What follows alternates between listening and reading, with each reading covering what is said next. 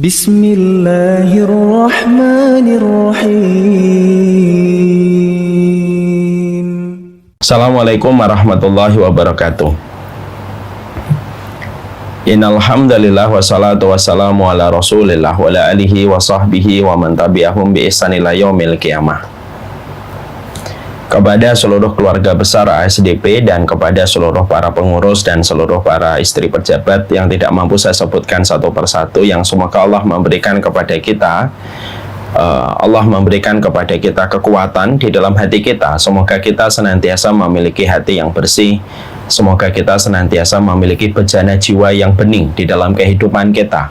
Karena sesungguhnya hati yang bersih dan bejana yang bening itulah yang akan menjadikan kita berkualitas di dalam kehidupan. Kadang-kadang penyakit itu datang di dalam kehidupan kita bukan hanya karena pola makan, tapi terkadang karena pola pikir dari hati kita yang keruh. Makanya kita memohon kepada Allah supaya kita diberikan hati yang bersih, jiwa yang bening, tidak ada hasad, tidak ada kebencian, tidak ada merasa paling tinggi di antara kita. Karena siapapun yang telah memiliki hati yang bersih, maka dia telah memiliki energi besar dan telah memiliki kekuatan besar di dalam kehidupannya. Semoga Allah berikan kepada kita hati yang bersih di dalam kehidupan ini, dan semoga dengan hati yang bersih maka kita bisa melakukan banyak kebaikan di dalam kehidupan kita. Semoga Allah mudahkan dan Allah rahmati kita. Alhamdulillah, tentunya senantiasa kita bersyukur kepada Allah atas setiap nikmat yang Allah berikan kepada kita. Tentunya syukur ini berbanding lurus dengan tiga perkara. Syukur itu berbanding lurus dengan ketenangan, syukur itu akan berbanding lurus dengan kelapangan, dan kita akan mendapatkan pula keberkahan. Tidak ada yang paling kita butuhkan di dalam kehidupan kita kecuali tiga pilar ini. Kita ingin mendapatkan ketenangan supaya hati kita tidak berisik dan hati kita tidak bergumuruh dengan setiap masalah yang kita jumpai. Kita tentunya ingin mendapatkan kelapangan di dalam kehidupan kita supaya hati kita luas, supaya kita bisa memaknai perjalanan kehidupan kita walaupun kita mendapatkan masalah, dan tentunya kita ingin mendapatkan keberkahan. Karena sesungguhnya tidak ada perkara yang paling besar yang Allah turunkan dalam kehidupan kita kecuali adalah keberkahan. Tidak mungkin kita akan mendapatkan ketenangan, tidak mungkin kita mendapatkan kelapangan, dan tidak mungkin kita mendapatkan keberkahan kecuali adalah ketika kita bersyukur. Kalau sudah bersyukur, hati kita menjadi tenang, kita tidak mudah depresi, kita tidak mudah frustasi. Kalau hati kita sudah dalam kondisi lapang, tidak ada yang bisa membuat kita kecewa, karena hati kita betul-betul sudah dilapangkan oleh Allah. Dan ketika kita mendapatkan keberkahan, maka semua harta yang kita dapatkan akan menyelamatkan kita dari segala macam keburukan dan kerusakan. Kita mendapatkan harta, tetapi kita diselamatkan dari zina, pasangan kita diselamatkan dari perselingkuhan, dan banyak hal-hal merusak yang Allah selamatkan kalau kita mendapatkan keberkahan. Para nabi dan para rasul, kalau kehidupan mereka ditarik dengan benang merah, maka inti kehidupan para nabi dan para rasul itu mendapatkan keberkahan, mendapatkan ketenangan, dan mendapatkan kelapangan di dalam dada mereka. Itulah yang Allah sampaikan di dalam beberapa ayat. Ketika Allah mengatakan Allah melapangkan dadamu, Allah berfirman di dalam surat Al-Insyirah, Alam nashrah laka sadrak. Ketika Allah menyampaikan tentang ketenangan, Allah sampaikan di dalam surat Al-Fatah, Huwaladzi anzala sakinata fi qulubil mu'minin. Bukankah kami yang menurunkan ketenangan di dalam hatimu? Dan ketika Allah menerangkan tentang keberkahan, Allah terangkan di dalam surat Maryam, ketika Nabi Isa mengatakan, wa ja'alani mubarakan ainama kuntu, jadikanlah aku berkah dimanapun aku berada. Inilah yang menjadikan kita bersyukur. Kita tidak perlu membandingkan kehidupan kita dengan kehidupan siapapun. Kita tidak perlu membandingkan suami kita, anak kita dengan anak siapapun dan suami siapapun, karena kita tidak bisa mengukur kebahagiaan kita dengan kebahagiaan orang lain. Istri yang solehah bukan hanya mereka yang pandai di dalam melakukan ketaatan. Istri yang solehah itu adalah istri yang mereka tidak perlu membandingkan keluarganya dengan keluarga siapapun. Siapapun yang dia bersyukur tidak membandingkan. Siapapun yang dia bersyukur, dia tidak akan terusik dengan apa yang menjadi teras kehidupan orang lain. Siapapun yang bersyukur, pastinya Allah memberikan ketenangan, Allah memberikan kelapangan, dan Allah memberikan keberkahan. Moga-moga kita tidak pernah lupa, tidak ada hari yang kita temui kecuali, ya Allah berikanlah kepada kami kelapangan, sebagaimana firman-Mu, alam nashrah laka sadra. Berikan kepada kami ketenangan di dalam kehidupan, dan berikan kehidupan kami adalah keberkahan. Bukan bahagia yang menjadikan kita bersyukur, tetapi bersyukurlah, pasti kita akan dibahagiakan oleh Allah Subhanahu wa Ta'ala. Amin ya Rabbal Alamin. Ibu-ibu di ASDP yang semoga Allah rahmati dan Allah berkahi. Tentunya kita paham sekali bahwasanya Ramadan itu merupakan sebuah karunia besar yang Allah berikan kepada kehidupan manusia. Ramadan itu bukan hanya sekedar fikih. Ramadan itu bukan hanya sekedar rutinitas dan momen yang selalu berulang setiap tahunnya. Tetapi Ramadan itu merupakan karunia besar, di mana Allah memberikan Ramadan kepada kita. Itu anugerah yang tidak akan sama dengan anugerah waktu yang kita dapatkan selain bulan Ramadan. Ramadan itu prime time, di mana setiap ketaatan yang kita lakukan di bulan Ramadan sangatlah bernilai besar, dan setiap transaksi ibadah yang kita kerjakan itu bermanifestasi dengan pahala yang sangat berlimpah ketika kita lakukan di bulan Ramadan. Karena bulan Ramadan historinya luar biasa, dan bulan Ramadan Allah jadikan pada bulan ini melipat gandakan setiap ketaatan yang kita lakukan, ibadah yang kita kerjakan dengan kelipatan yang jauh lebih besar dari apa yang kita bayangkan, karena keberkahan yang ada di dalam bulan Ramadan. Makanya akhirnya inilah yang disebut dengan prime time-nya kita melakukan ibadah dan melakukan ketaatan. Tidak ada satu bulan yang paling banyak Allah membebaskan manusia dari ancaman api neraka kecuali terjadi di bulan Ramadan. Tidak ada rahmat yang Allah sebarkan begitu berlimpah kepada setiap manusia kecuali itu terjadi di bulan Ramadan, karena dahsyatnya Ramadan di dalam kehidupan manusia. Ketika kita sudah memahami Ramadan itu merupakan karunia besar dan merupakan anugerah besar di dalam kehidupan, kita juga perlu diingatkan sedikit bahwasanya Ramadan itu merupakan salah satu di antara sedikit amal yang mampu menandingi orang yang berjihad. Ya, kita sepakat ya Ibu bahwasanya puncak amalan Islam itu adalah ketika kita berjihad. Maka sesungguhnya tidak ada di antara sedikit amal yang mampu menandingi kita untuk mendapatkan amalan berjihad kecuali adalah mereka yang melakukan ketaatan secara maksimal di bulan Ramadan, di mana amalan ketaatan yang dilakukan di Ramadan itu mengungguli mereka yang berjihad kalau mereka betul-betul maksimal di dalam melaksanakan Ramadan mereka. Ada sebuah riwayat yang patut menjadi sebuah insight dalam kehidupan kita dan patut menjadi sebuah perenungan untuk kita, yaitu satu riwayat yang sahih dari seorang sahabat besar yang bernama Thalhah bin Ubaidillah. Thalhah bin Ubaidillah itu menerangkan kepada kita, yaitu tentang satu kisah nyata yang dilihat oleh beliau, dialami oleh beliau, dan akhirnya menjadi faedah untuk kita berkaitan tentang Ramadan. Kisah ini atau riwayat ini bermula ketika ada dua orang yang datang dari Yaman. Ada dua orang datang dari Yaman dan mereka bersahabat akrab, sebagaimana Upin dan Ipin, kemana-mana bareng dan tidak pernah terpisah di antara keduanya. Dua orang datang dari Yaman ini masuk Islam dan mereka menetap barengan ketika mereka di kota Madinah. Ketika mereka berada di kota Madinah, maka mereka itu kemana-mana selalu bersama, ya. Maka pada satu waktu ada panggilan jihad bersama Rasulullah SAW. Dua-duanya mengikuti jihad, ya. Dan salah satu di antara keduanya itu meninggal dunia di dalam jihad. Saya ilustrasi, saya visualkan supaya lebih mudah bagi kita memahami. Jadi dua orang datang dari Yaman. Maka ketika ada panggilan jihad bersama Nabi, mereka ikut perang. Lalu yang pertama, yang ini meninggal dunia di dalam peperangan. Yang ini masih hidup. Yang ini hidup sampai 1 tahun setelah yang pertama. Dia meninggal dunia bukan di dalam jihad, tetapi meninggalnya karena sakit, lalu meninggal dunia. Lalu ketika dua-duanya sudah meninggal dunia, maka Thalhah itu bermimpi pada satu malam, berjumpa dengan keduanya di dalam mimpinya, di dalam satu tempat yang begitu indah yang bernama surga. Maka di dalam surga itu ada panggilan orang-orang yang memasuki surga. Thalhah berpikir pasti yang dipanggil masuk surga pertama kali yang ini, Karena yang ini mati syahid di dalam peperangan, yang ini nanti dipanggil setelah yang pertama. Tapi ternyata apa yang difikirkan oleh Tolhah itu tidak terjadi.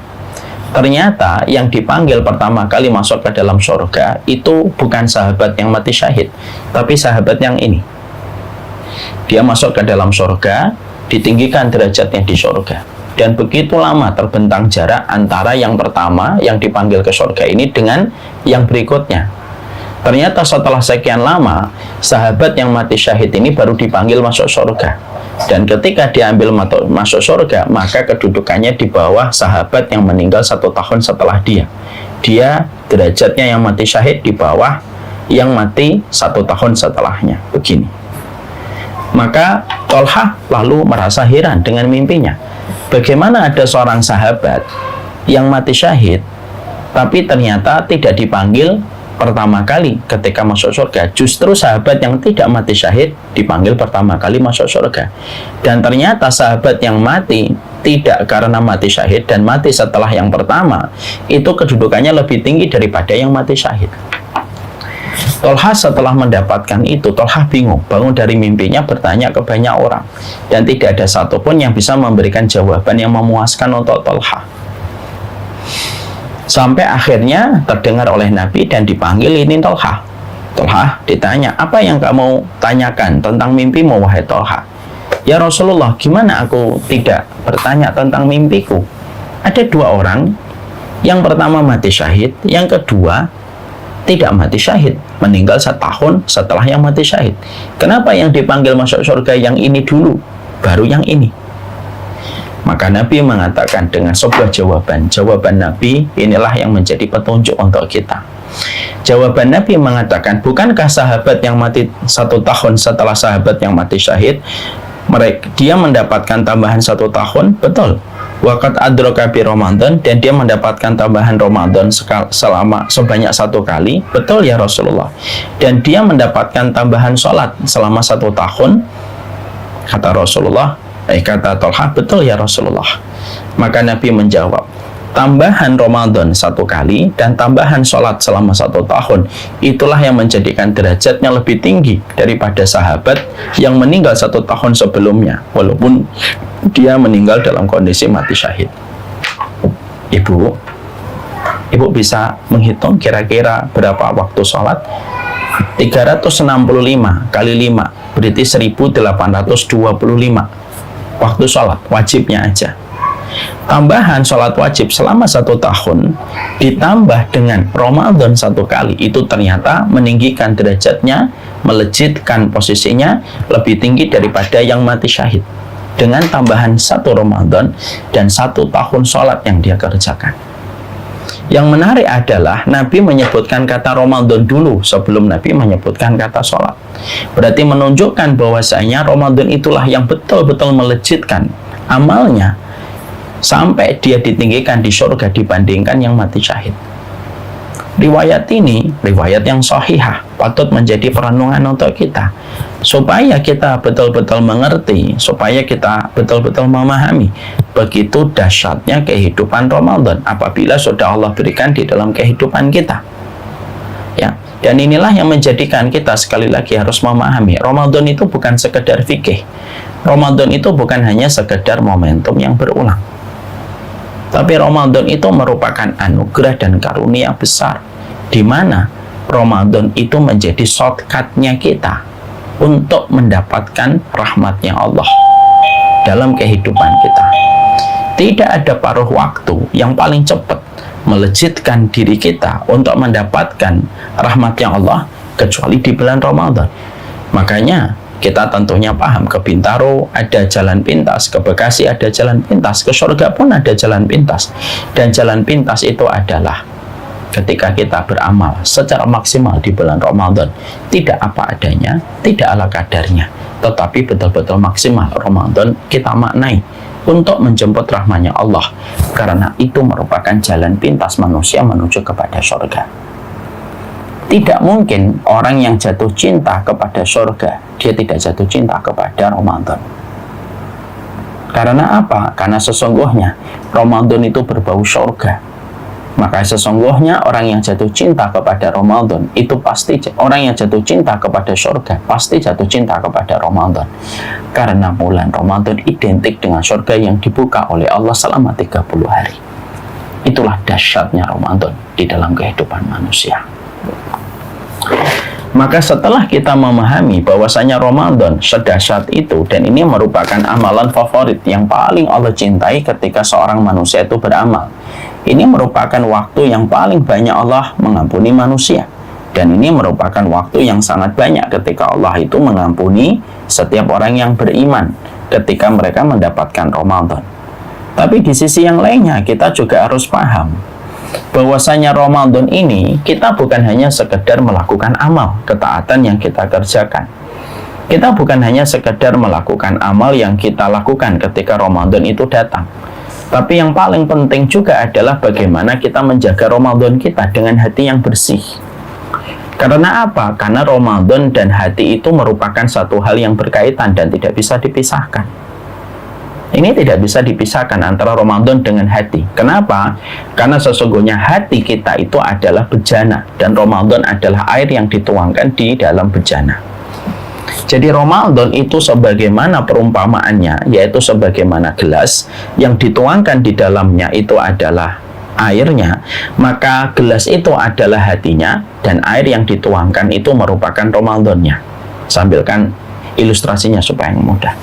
Ya. Jadi kita dalam masalah Ramadan ini bukan hanya sekedar fikih. Ya, ini bukan hanya sekedar fikih, tapi ini merupakan persoalan hati yang kita harus betul-betul persiapkan supaya Ramadan itu betul-betul bermakna. Dan tentunya kita harus waspada terhadap berbagai macam perkara yang bisa merusak Ramadan kita. Dan salah satu di antara perkara yang merusak Ramadan kita itu adalah amalan-amalan hati kita yang terkadang tidak kita sadari itu menjadi rayap bagi Ramadan kita dan akhirnya merusak Ramadan kita tanpa kita sadari. Karena sekali lagi saya ingin menggambarkan kepada ibu supaya kita merenung dan menggambarkan kepada hati kita bahwasanya Ramadan itu adalah, dan hati kita itu kedudukannya kayak gelas yang di dalamnya itu dituang air. Ini sambilkan gelas. Ini gelas. Maka gelas ini adalah hati kita. Air yang dituang di dalam gelas ini namanya Ramadan kita. Kalau Ramadan ini dituangkan kepada bejana dan kepada gelas yang kotor, maka air itu tidak akan bisa memberi manfaat. Ibu misalkan datang ke rumah, lalu ibu pengen minum, lalu disodorkan kepada ibu satu gelas. Gelasnya kotor, gelasnya sudah bekas kopi, sudah bekas wedang jahe, tidak dicuci. Lalu begitu saja dituangkan air putih, disodorkan kepada kita. Kita tentunya akan merasa jijik dengan apa yang kita minum. Airnya sih bersih, tapi gelasnya yang kotor. Maka kita akan menampik gelas tersebut. Kita tidak mau untuk minum di gelas itu bukan karena airnya, tapi karena tempat air itu kotor. Kita harus mengerti. Sama pula, Ramadan itu air, dan Ramadan ini memerlukan tempat yang bersih supaya bisa memberi manfaat kepada orang ketika mereka mendapatkan anugerah air minum. Kalau kita hanya bersemangat ketika menyambut Ramadan, ketika Ramadan itu merupakan amalan besar, memiliki keutamaan yang gede, tapi kita tidak mempersiapkan hati kita sebelum Ramadan itu datang, kita khawatir hati kita yang disebut dengan bejana, yang kotor, lalu menyambut Ramadan, maka Ramadan tidak memberikan efek kebaikan dalam kehidupan kita. Padahal Ramadan itu harusnya memberikan efek besar pada kehidupan kita. Kenapa Ramadan gagal memberikan efek pada kehidupan kita? Karena hatimu yang menjadi bejana. Tempat menampung air yang dituang itu merupakan bejana dan gelas yang kotor. Gelas yang kotor menjadikan air tidak terlalu bermanfaat ketika dituang di dalamnya. Nah, inilah yang menjadikan kita betul-betul pada kondisi ketika nanti menjalani Ramadan, salah satu yang kita perhatikan bukan hanya urusan sholat tarawih kita. Yang kita perhatikan bukan hanya urusan zakat yang kita bayarkan ketika kita membayar zakat fitrah. Yang kita perhatikan bukan hanya buka dan sahur kita, tapi yang kita perhatikan itu hati kita.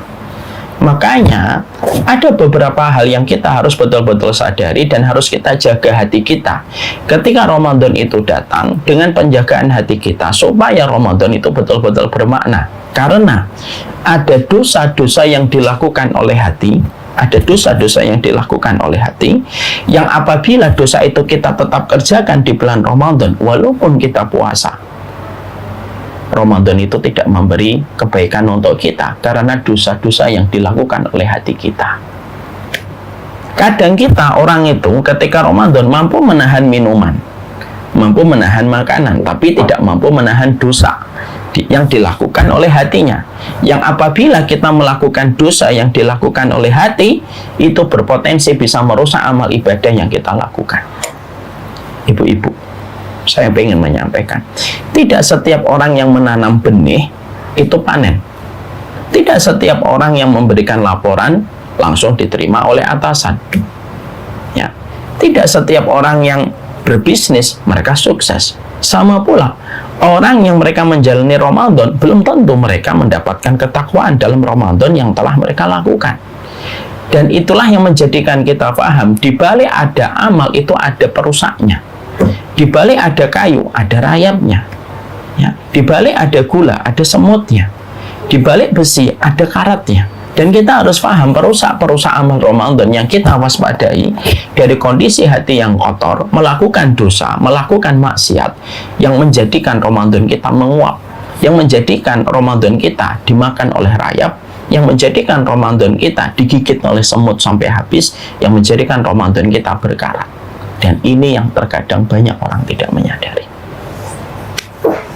Sekarang kita harus setidaknya membahas pada kesempatan hari ini, setidaknya ada 3 dosa hati yang tentunya harus kita soroti supaya kita mampu mengimunisasi hati kita, menjaga hati kita sebelum Ramadan datang sampai nanti Ramadan itu kita jalani dari perkara-perkara yang bisa merusak Ramadan kita sebagaimana rayap ketika merusak kayu. Dan kita harus mengingatkan, Ibu, Allah itu kan sudah sering menyampaikan kepada kita bahwasanya di dalam salah satu ayatnya Allah itu sering berfirman, Allah itu berfirman kepada kita, wala takunu kallatina qadat ghuslaha min ba'di quwwatin ankasa. Ya. Maka Allah menyampaikan di dalam salah satu ayatnya, janganlah kamu sebagaimana seorang perempuan yang telah memintal benang, lalu ternyata setelah dia semalam suntuk begadang memintal benangnya, di pagi harinya dia merusak apa yang dia pintal semalam suntuk karena dia tidak sadar dia telah melakukan kerusakan di waktu paginya. Itu merupakan perumpamaan yang sangat indah dari Allah. Banyak orang yang rajin beramal, tapi terkadang mereka tidak waspada terhadap segala macam perusak dari amal yang telah dia lakukan. Kita buka di dalam Quran, saya bacakan dulu. Allah menyampaikan di dalam surat An-Nahl 92, janganlah kamu sebagaimana seorang wanita yang memintal benang semalam suntuk lalu dia merusak apa yang dia pintal semalam suntuk ketika di waktu pagi hari itu datang. Di situ kita mendapatkan Allah jelas menyampaikan, oh, kamu itu jangan hanya sekedar beramal, tapi kamu harus waspada terhadap apa yang bisa merusak amal kamu. Makanya Allah juga menyampaikan dalam surat Muhammad, ya ayyuhalladzina amanu atiullaha wa atiur rasula wa la tubtilu a'malakum. Makanya di dalam surat Muhammad Allah juga menyampaikan dengan ayat yang senada, wahai orang yang beriman, taatlah kamu kepada Allah, taatlah kamu kepada Rasul, dan janganlah kamu membatalkan amal solih yang telah kamu lakukan dengan dosa dan maksiat yang tidak kamu sadari. Nah, inilah yang menjadikan kita akhirnya pingin untuk menyambut Ramadan bukan hanya berapa kali nanti kita targetkan untuk khatam, berapa kali kita nanti akan itikaf, tapi kita juga menyambut Ramadan kita dengan kewaspadaan dari dosa-dosa yang dilakukan oleh hati yang tidak kita sadari. Dosa-dosa yang dilakukan oleh hati berpotensi besar menodai keagungan Ramadan yang Allah berikan pada kehidupan kita. Setidaknya 3 ada dosa yang kita harus selalu sadari. Maka yang pertama, jangan sampai ketika kita di bulan Ramadan lalu tanpa kita sadari kita masih menyimpan kebencian dan permusuhan di antara seorang mukmin dengan mukmin yang lainnya. Sehingga akhirnya menjadikan Ramadan kita itu menjadi Ramadan yang rusak. Karena ketika kita menyimpan dendam kepada saudara muslim dan kita menyimpan pertikaian kepada sesama saudara muslim. Ada sebuah riwayat yang sangat indah dalam riwayat Muslim yang patut untuk menjadi sebuah pegangan dan petunjuk untuk kita supaya kita jangan sampai ada kebencian di dalam hati kita, baik sebelum Ramadan terutama ketika Ramadan. Ketika Rasulullah Shallallahu Alaihi Wasallam menyampaikan tuftahu abwabul jannah yaumul isnaini wa yaumul khamis, dalam hadis riwayat Muslim, berarti ini hadis sahih, Nabi mengatakan sesungguhnya pintu surga dibuka oleh Allah pada hari Senin dan pada hari Kamis. Ya. Fa yughfaru likulli 'abdin man la yusyriku billahi syai'a. Setiap hamba pada hari Senin dan Kamis diampuni dosa-dosanya oleh Allah selama mereka tidak berbuat syirik kepada Allah. Selama mereka tidak berbuat syirik kepada Allah, diampuni oleh Allah. Jangan pernah mendekat kepada kesyirikan yang kita akan tersengat dengan kesyirikan itu. Karena apa? Karena kalau melakukan kesyirikan tidak akan diampuni oleh Allah. Lalu dilanjutkan, illa rajulan kanat bainahu wa baina akhihi syahna. Dan kepada orang yang apabila dirinya dan ada saudaranya terjadi permusuhan di antara mereka. Ungduru hadaini hatta yastaliha. Maka Allah berfirman, kalau kepada dua orang ini yang masih menyimpan pertikaian dan permusuhan, jangan diampuni sampai mereka berdamai dan rukun kembali. Hatta yastaliha. Ungduru hadaini hatta yastaliha. Perhatikanlah kedua orang ini, jangan dikasih ampunan pada hari Senin dan Kamis ketika pintu surga dibuka sampai mereka itu damai kembali. Ungduru hadaini hatta yastaliha. Allah sampai mengulang 3 kali. Jangan diampuni dua orang ini yang bermusuhan sampai mereka damai kembali dan rukun kembali di antara mereka. Yang menarik, Ibu, dalam hadis riwayat Muslim ini, Rasulullah itu menerangkan, Allah itu menyampaikan kepada malaikat, kalau hari Senin dan hari Kamis buka pintu surga, ampuni semua orang selama mereka tidak melakukan 2 hal. 1, tidak berbuat syirik. Yang kedua, illa rajulun bainahu wa bainahu syahna. Dan yang kedua yang tidak mendapatkan ampunan pada hari Senin dan Kamis itu siapa? Orang yang mereka bermusuhan. Yang menarik adalah kalimat setelahnya. Allah sampai mengatakan 3 kali, ungduru hadaini, ungduru hadaini hatta yastaliha. Dua orang ini ditangguhkan untuk mendapatkan ampunan hatta yastaliha, sampai mereka berdua damai. Dan itu diulang oleh Allah 3 kali.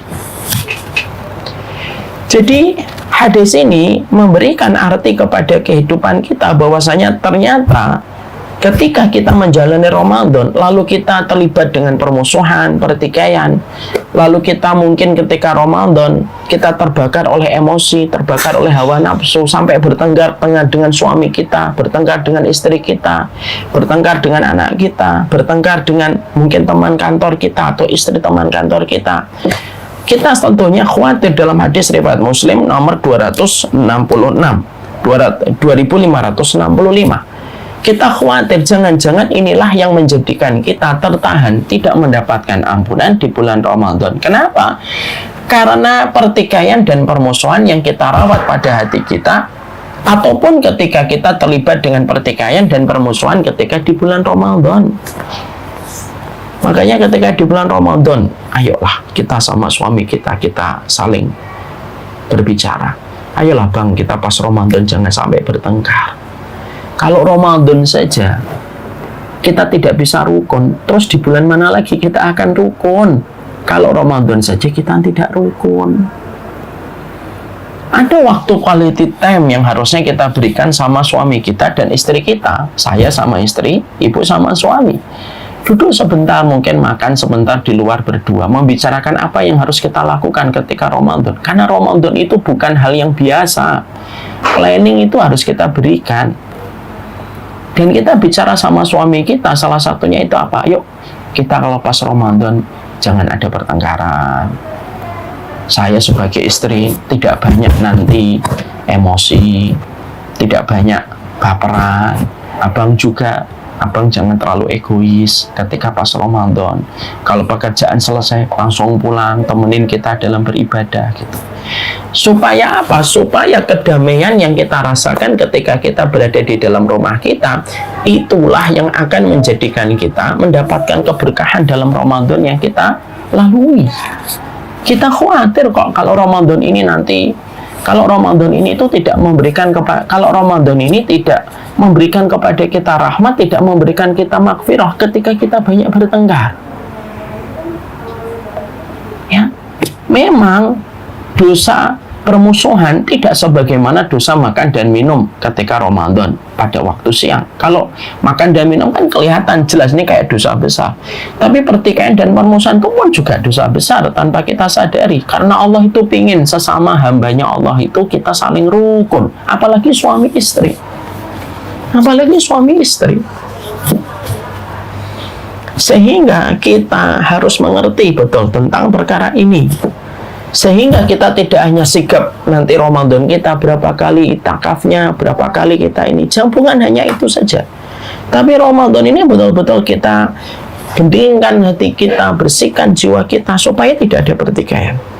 Sesama istri karyawan di ASDP, gimana kita pas Ramadan belajar untuk saling menghargai, belajar saling menyayangi, belajar saling memaafkan, supaya kita tidak menyimpan kebencian. Karena apa? Menyimpan benci itu berat. Hate is heavy. Benci itu berat. Dan ternyata bukan hanya benci itu berat, ternyata kebencian kita yang melahirkan pertikaian dan melahirkan permusuhan itu bisa menjadikan kita ditahan kebaikannya oleh Allah, tidak diampuni dosa-dosa kita, tidak diampuni maksiat kita. Sebagaimana kita kalau bermusuhan pada hari Senin dan Kamis, itu tidak diampuni kita sampai kita berdamai. Terlebih lagi ketika Ramadan.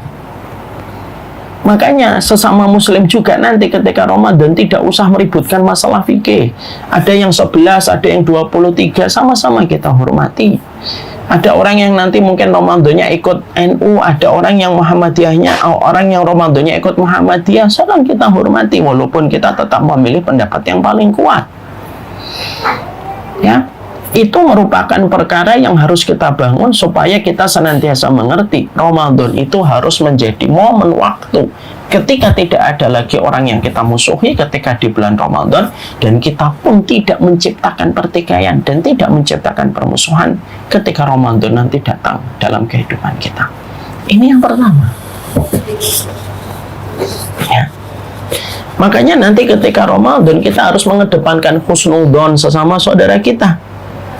Kita memadamkan 1000 alasan untuk membenci saudara kita, dan kita menghadirkan 1001 alasan untuk mencintai saudara kita. Saling husnudzon di antara kita, tidak menyakiti, menjaga diri dari berbagai macam komentar yang sifatnya nanti akan menyakiti saudara kita. Karena bisa jadi kalau kita sampai menyakiti saudara kita dengan prasangka kita yang buruk, dengan komentar-komentar yang tidak nyaman didengarkan olehnya, bukankah kita juga tidak mau dikomentari yang buruk? Kita khawatir nanti kalau kita tidak berusaha komitmen untuk menjaga diri kita dengan husnudzon, dengan kita berbaik sangka kepada saudara kita, dengan kita memberikan alasan untuk saling bersaudara ketika di bulan Ramadan, kita ini kayak gali lubang tutup lubang.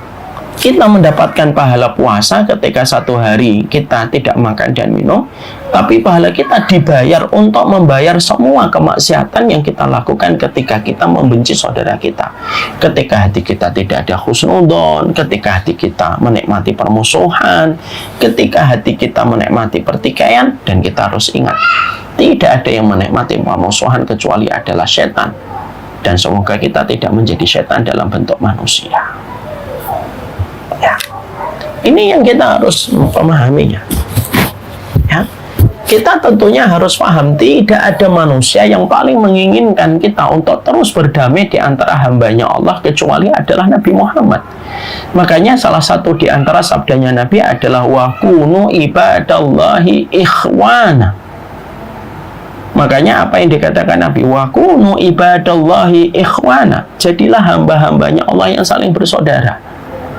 Makanya kenapa Nabi dipertemukan dengan Muhajirin dan Ansor di awal dakwahnya beliau, supaya kita selaku umatnya itu mendapatkan role model. Oh, Harusnya kita sesama muslim itu sebagaimana gambaran antara muhajirin dan ansor, rukun, guyub, damai ketika sama-sama menjadi umatnya Nabi Muhammad. Bukankah kita semuanya anak Nabi Muhammad dalam urusan keyakinan agama? Kenapa kita harus bertengkar? Sehingga kita pada kehidupan ini tidak menikmati setiap permusuhan yang terjadi di antara sesama muslim. Makanya kita harus paham, setan itu tidak pernah berputus asa untuk menjadikan patung kembali disembah di kota Mekah. Setan itu sudah berputus asa untuk menjadikan patung kembali disembah di kota Mekah. Tapi setan itu tidak pernah berputus asa untuk menjadikan antara muslim dengan muslim saling bermusuhan. Saya ulang kembali, ya. Inna syaitana qad ya'isa ayya'buduhul musalluna fi jaziratil Arab. Setan itu sudah berputus asa untuk menjadikan patung kembali disembah di kota Mekah. Dia sudah tahu tidak mungkin itu terjadi lagi, mustahil itu terjadi lagi. Tapi walakin fit tahrishi bainahum, tetapi setan itu tidak pernah berputus asa untuk menjadikan setiap muslim itu saling bermusuhan. Dari suudzon, dari berburuk sangka, merasa paling benar, gampang menghujat, gampang mencela. Sehingga akhirnya setan itu yang paling menikmati setiap pertikaian dan permusuhan yang terjadi di antara sesama muslim.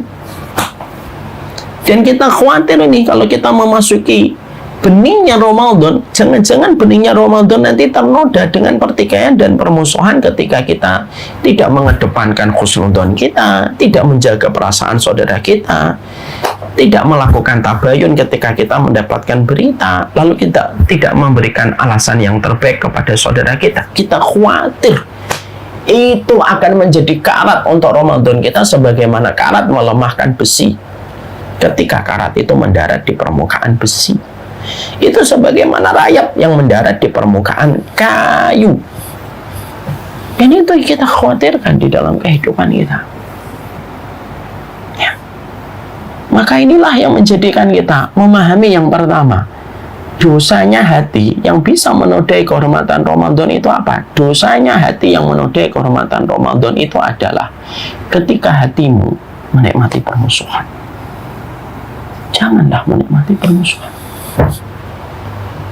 Kalaupun kamu menggembirakan saudara muslim itu, pasti kamu akan dicintai Allah sebagai pemilik hamba itu. Kalau kamu mencintai sesama umatnya Rasulullah, umat Rasulullah itu pasti mencintai kita. Karena siapapun yang sama-sama menjadi muslim itu sama-sama umatnya Rasulullah SAW. Hati yang bersih itu adalah hati yang mahal sekali.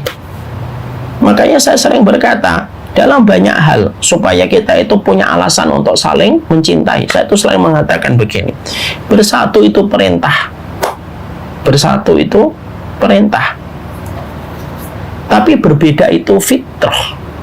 Karena berbeda itu fitrah. Gimana kita tidak mungkin selamanya dalam satu hal itu sama terus? Itu tidak mungkin, Ibu. Kita dengan anak kita saja, yang anak itu lahir dari rahim kita saja, banyak ibu dan anak mereka berbeda pendapat, padahal itu anaknya pernah menghirup nafas bersama ibunya dari usia 4 bulan sampai 9 bulan, berarti 5 bulan dia menghirup nafas bareng bersama ibunya, pernah makan bareng bersama ibunya dari usia 4 bulan sampai 9 bulan, 5 bulan apa yang dimakan ibunya dimakan oleh anaknya. Itu pun banyak sekali kasus yang terjadi antara seorang ibu dengan anak, mereka berbeda pendapat, anaknya suka uduk, ibunya suka nasi goreng.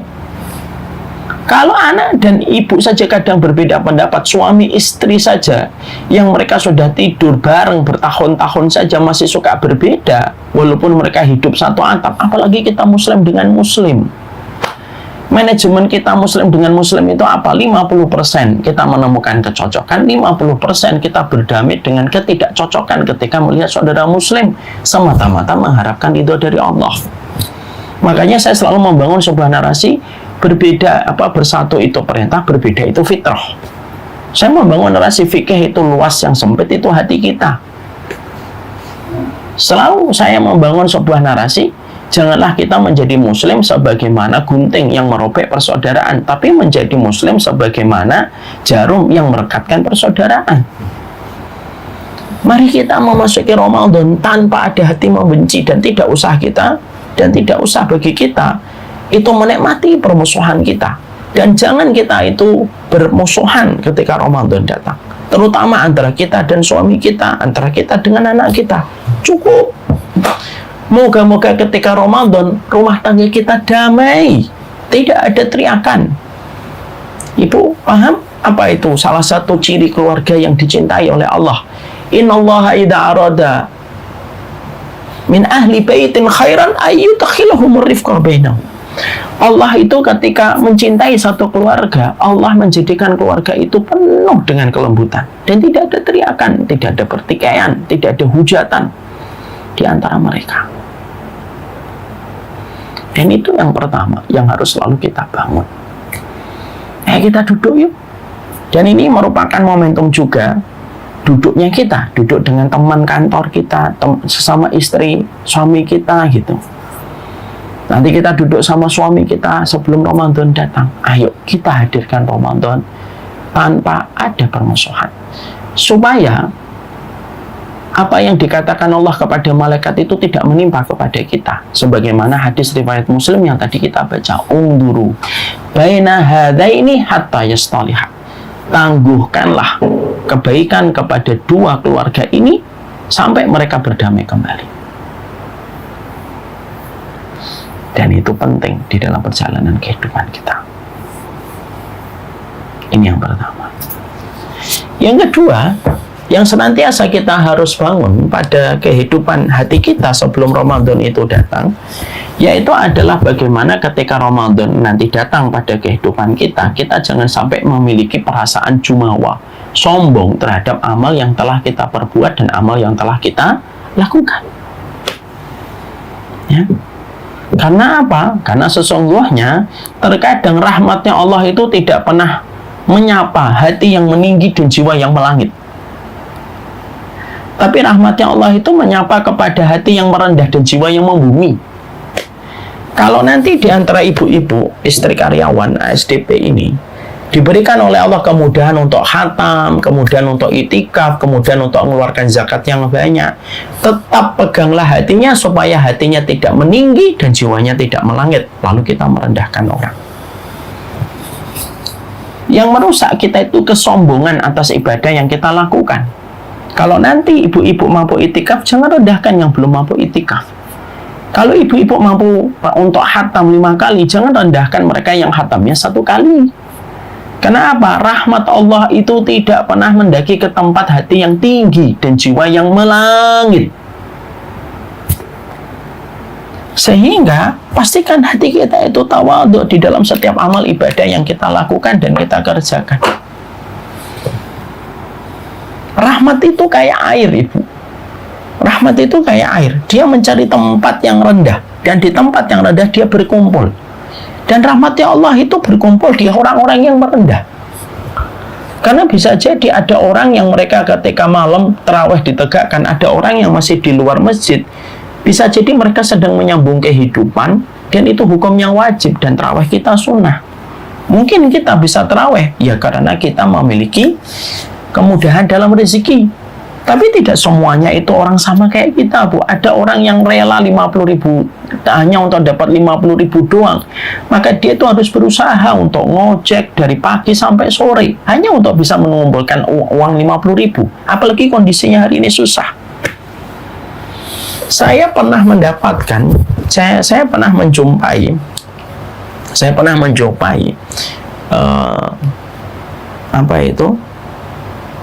pernah menjumpai satu tukang ojek. Ketika saya naik ojek pada waktu ada satu acara dakwah, qadarullah macet parah, saya turun. Maka tukang ojeknya itu dengan tulus gitu, beliau ngomong sama saya, Ustadz, saya tuh kalau ngojek dari pagi saya nggak kuat, saya takut batal. Saya biasanya ngojek itu jam 2:30. Saya biasanya ngojek itu jam 2:30. Pulang-pulang jam 9 gitu.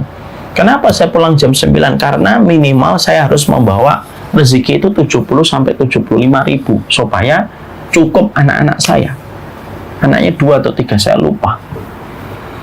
Dan sering sekali saya tidak bisa untuk tarawih Ramadan, kecuali kok tiba-tiba dapat rezeki, ada customer ketika naik sama saya tiba-tiba ngasih 100.000, ya sudah, malamnya saya langsung tarawih.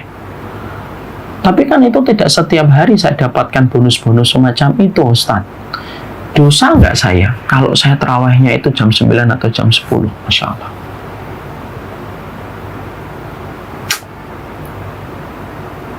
Saya itu hampir nangis itu. Saya peluk beliau, saya itu usap-usap itu punggungnya beliau saat itu. Saya usap-usap itu punggungnya beliau. Dan ketika saya usap punggungnya beliau itu, saya mengatakan, Pak, Bapak mencari rezeki itu wajib. Adapun tarawih itu hukumnya sunnah. Ya, satu waktu semoga Bapak dimudahkan oleh Allah untuk tarawih awal waktu. Tapi kalau belum mampu, tidak apa-apa, Pak. Yang penting Bapak jangan ditinggal tarawihnya ya. Lalu Bapak itu ngomong, ya Allah, terima kasih ya Ustadz, jawabannya sangat menenangkan saya gitu. Kita tidak pernah tahu, Bu. Jadi nanti kalau misalkan kita itikaf di luar, kita tidak pernah tahu yang di luar itu bisa jadi mereka sedang struggling dengan kehidupannya dan Allah ridho dengan ikhtiar mereka. Tapi bisa jadi kita yang di masjid ketika kita sudah sombong, ibadah kita itu hangus dengan kesombongan ketika kita telah melakukan ibadah itu dengan kesombongan. Makanya dipastikan yang kedua, termasuk di antara dosa hati yang harus kita waspadai ketika Ramadan itu datang, pastikan Ramadan kita jangan dengan hati yang sombong, jangan dengan hati yang meninggi dan jiwa yang melangit. Itu yang kedua yang kita harus waspadai. Semoga kita senantiasa mendapatkan hati yang betul-betul terjaga, tidak menjadi sombong dengan amal ibadah yang kita lakukan di bulan Ramadan. Kita tidak pernah tahu, Bu, pendosa yang kita jumpai bisa jadi Allah ampuni dan bisa jadi kita yang mungkin secara penampakan jarang melakukan dosa besar, tapi bisa jadi amal-amal kebaikan kita itu hangus dengan kesombongan kita. Yang kedua, dipastikan bahwasanya kita itu harus menjaga diri kita dari kesombongan. Yang ketiga, yang harus kita waspadai ketika Ramadan nanti datang, itu adalah bagaimana kita senantiasa gitu, ya, tetap memberikan kebaikan kepada saudara kita. Artinya, kita pada waktu Ramadan ini, ya betul-betul kita masih mencintai sesama muslim, masih mudah memberikan kebaikan kepada saudara kita yang membutuhkan. Jangan sampai ibadah yang kita lakukan bersifat egosentris untuk kita, lalu kita tidak peduli dengan orang lain. Hari ini kondisi masyarakat lagi berat, dan semoga kita mampu merasakan hati yang hassas. Hati hassas itu hati yang sensitif, empati dia terhadap saudaranya. Jangan sampai kita tidak peduli, yang penting saya itikaf, yang penting saya tarawih gitu. Lalu kita tidak peduli dengan kondisi yang terjadi kepada saudara kita. Jangan. Agama kita bukan agama yang mendidik kita supaya memiliki kesombongan dan egosentris. Mikir diri kita doang, jangan. Pikirkan empati kita kepada saudara kita. Bagaimana kita tetap memikirkan saudara kita yang ada di Palestina, ya. Bagaimana kita juga memikirkan tentang saudara-saudara kita yang ada di sekitar kita yang membutuhkan. Karena syariat Ramadan itu salah satunya supaya setiap orang ketika melaksanakan Ramadan, mereka itu merasakan empati, menumbuhkan empati untuk mengetahui bagaimana yang dirasakan fakir miskin ketika mereka lapar. Dan ini jangan sampai hilang. Jadi hati kita harus kita tumbuhkan empati kita kepada orang-orang yang ada di sekitar kita. Jadilah agen yang memberikan kebaikan untuk mereka. Ya. Berikan kecintaan kita kepada setiap orang yang di sekitar kita. Berikan bantuan yang bisa kita berikan bantuan kepada saudara kita di bulan Ramadan. Berikan manfaat. Jadilah sebagaimana air sungai yang mudah memberi kebaikan dan mudah memberi manfaat kepada setiap orang. Air sungai itu kan mudah memberi manfaat. Kita ambil airnya bisa dengan kita pancing atau kita jaring. Kita renang bisa, ya. kita cuci baju bisa, bahkan kita buang kotoran pun sungai setia dan menerima apa adanya ketika kita membuang kotoran di atasnya. Itulah sungai. Jadilah seorang muslim itu sebagaimana sungai di bulan Ramadan ataupun di luar bulan Ramadan. Jangan sebagaimana kita menjadi sumur. Kun nahrun walatakun bi'ran. Jangan sebagaimana sumur. Sumur itu susah diambil manfaatnya. Dipakai renang tidak bisa, diambil airnya tidak, diambil ikannya tidak bisa, dipakai untuk buang kotoran apalagi jelas tidak bisa.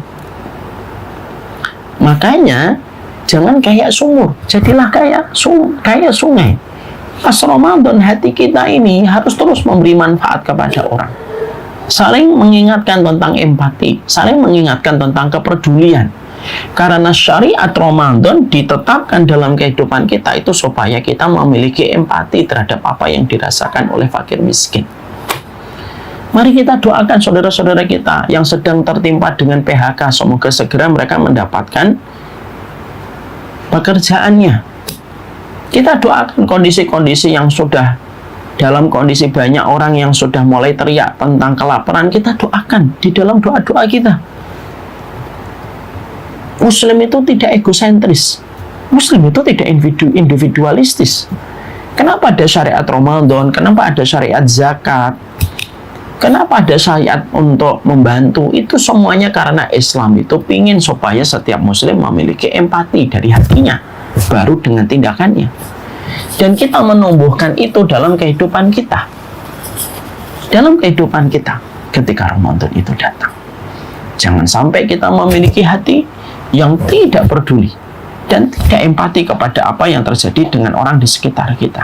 Jadikan hati kita sebagaimana sungai yang terus ingat untuk memberi manfaat. Jangan jadikan hati kita sebagaimana sumur yang susah memberi manfaat kepada orang lain. Inilah yang harus selalu kita waspadai. Ramadan itu karunia besar yang Allah berikan di dalam kehidupan kita. Tapi Ramadan bagaimanapun terkadang ada yang dinamakan dengan silent killer, ada yang dinamakan dengan pembunuh Ramadan yang sangat halus, yaitu ketika kita bertikai dan bermusuhan dan merawat pertikaian dan permusuhan. Yang kedua, ketika ada kesombongan pada hati kita. Yang ketiga, yaitu ketika hati kita tidak sensitif terhadap apa yang ada di sekitar kita dan tidak empati jiwa kita terhadap apa yang dirasakan sama orang di sekitar kita. Saya mendoakan semoga seluruh istri karyawan di SDP ini kita betul-betul diberikan kesehatan oleh Allah sampai Ramadan datang, disehatkan oleh Allah, dan semoga amal kita di bulan Ramadan diterima dan dipastikan. Kalau Ramadan kita ingin diterima, jadikan betul Ramadan kita tidak ternoda dengan berbagai macam dosa yang dilakukan oleh hati. Banyak orang ketika Ramadan tidak minum, tidak makan, tapi mereka sombong, tapi mereka menikmati permusuhan, tapi mereka tidak menikmati empati di dalam hatinya. Mungkin kalau kita melakukan itu, bisa jadi Ramadan kita hanya mendapatkan haus dan lapar, tapi tidak mendapatkan rahmat di sisi Allah. Rahmatnya Allah itu mahal, dan tidak ada yang sepadan untuk mencari rahmatnya Allah kecuali hati. Semoga hati kita sehat, semoga hati kita bersih, supaya kita mendapatkan ampunan dan rahmatnya Allah yang begitu besar di bulan Ramadan. Wassalamualaikum warahmatullahi wabarakatuh. Walhamdulillahirabbil alamin.